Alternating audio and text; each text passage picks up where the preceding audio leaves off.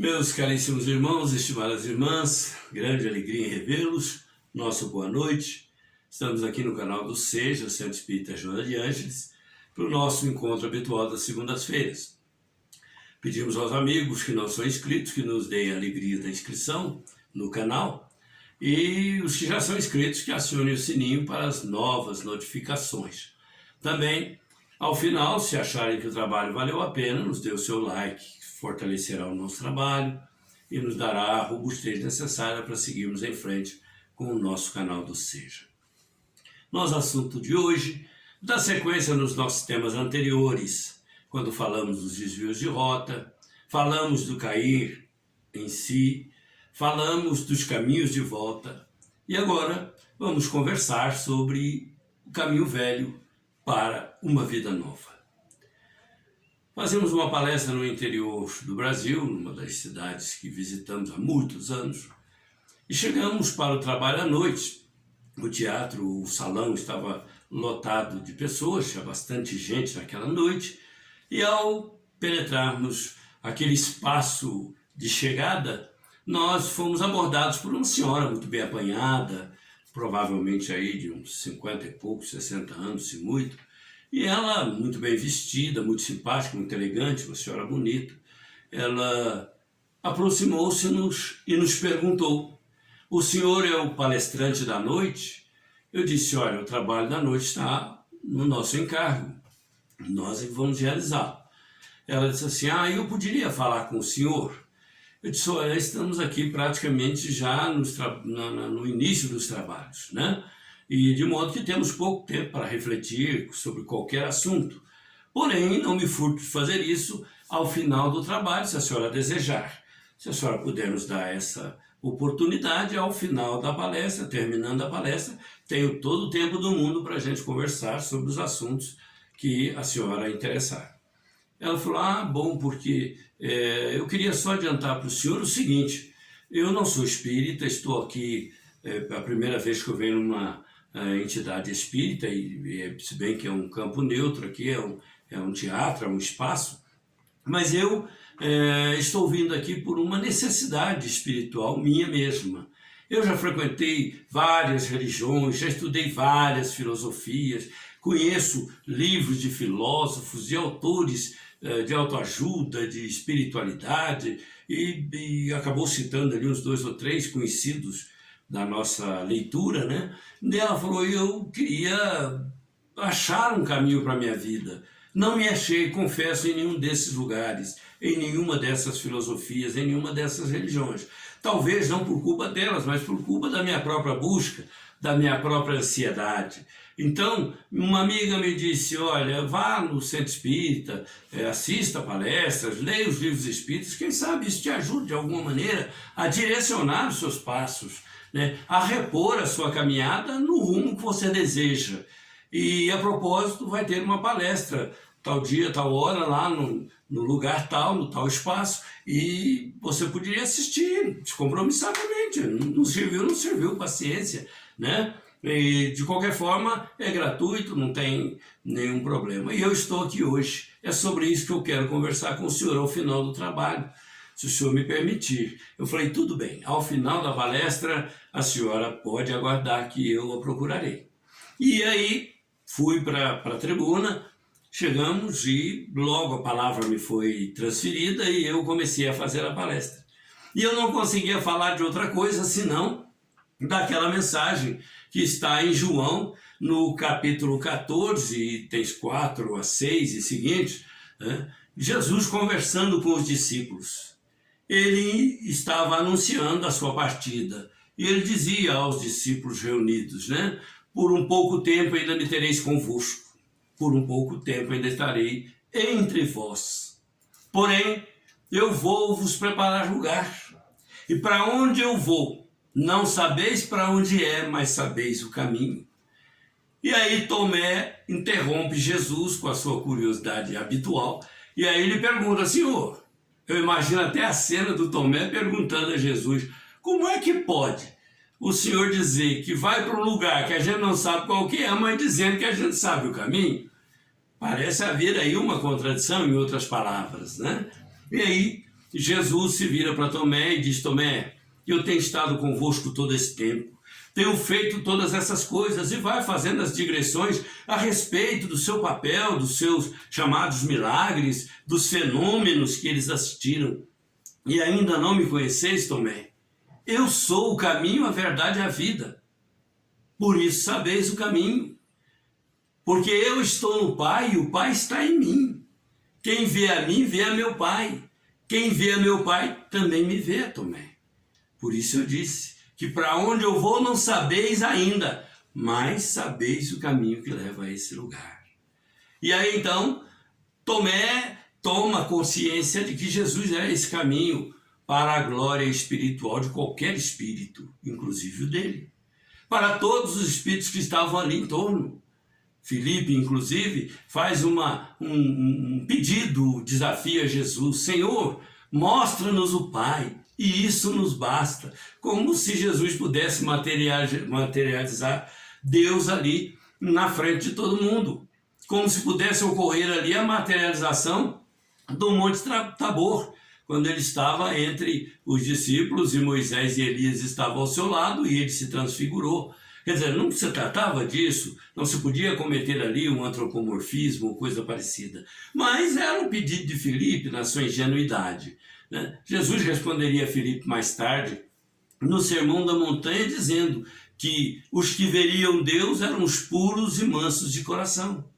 Bem-aventurados puros, os limpos, os mansos de coração, porque esses verão a Deus. Era a resposta de Jesus, que vinha um pouco mais tarde ao coração sequioso de Filipe, naquela pergunta aparentemente infantil. Mas quem nunca gostaria de ver o Criador? Todos nós. Isso é um desejo oculto, íncito na alma de todo mundo. Porém, não depende só de vontade, não depende só de fé, nem de religião.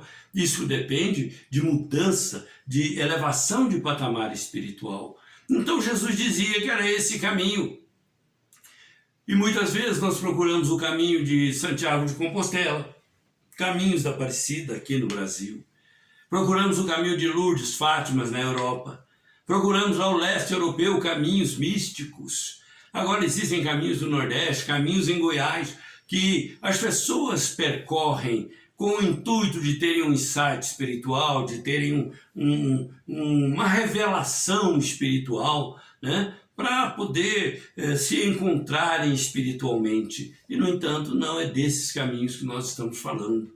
Nós estamos falando de um caminho espiritual, não é um caminho terreno, não é um caminho de chão batido, de asfalto ou coisas que o valham, né? Não é também um caminho de plumas, não é um caminho de nuvens, é um caminho naturalmente de vivências espirituais.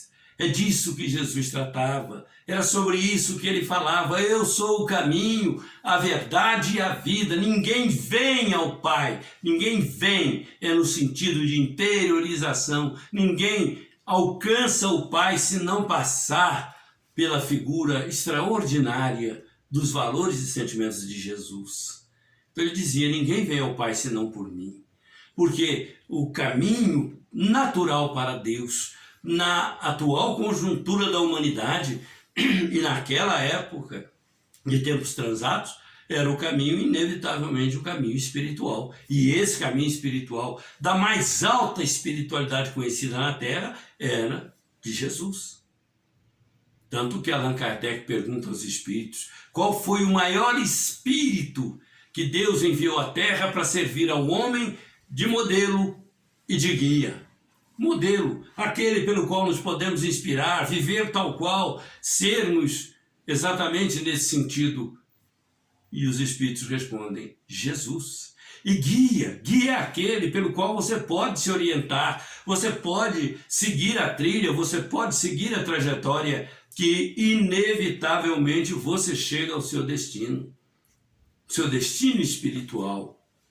E naturalmente, essa recomendação de Jesus é fundamental na vida de quem procura caminhos para a sua espiritualidade.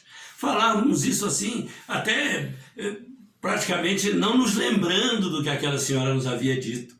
Mas o assunto foi entrando, nós fomos abordando e fomos trazendo para a nossa realidade essa verdade de que Jesus é o caminho, de que Jesus é a verdade e a vida. Então, quem quer um caminho novo, no Espiritismo não vai encontrar, dizia. Porque nós não temos invenções, nós não inventamos caminhos de espiritualidade. O caminho é aquele indicado por Jesus. Amar ao teu próximo como a ti mesmo. Ama a Deus sobre todas as coisas. De toda a sua força, toda a sua energia, toda a sua vida, toda a sua esperança, enfim, outros termos que poderíamos agregar aí.